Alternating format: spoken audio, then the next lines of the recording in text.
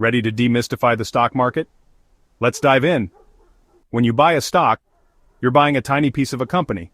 Companies issue stocks to raise money for growth, research, or paying off debts. Stock prices fluctuate based on supply and demand. Factors like company performance, economic conditions, interest rates, and investor sentiment all play a role. To buy or sell stocks, investors use brokers like Robinhood or TD Ameritrade.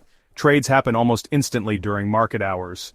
There are two main ways to make money from stocks: capital gains, which means buying low and selling high, and dividends, where some companies share profits with investors regularly. Stock market indexes, like the S&P 500, Dow Jones, and Nasdaq, track market performance.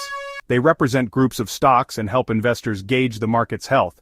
Remember, higher risk can mean higher rewards, but it also means higher volatility.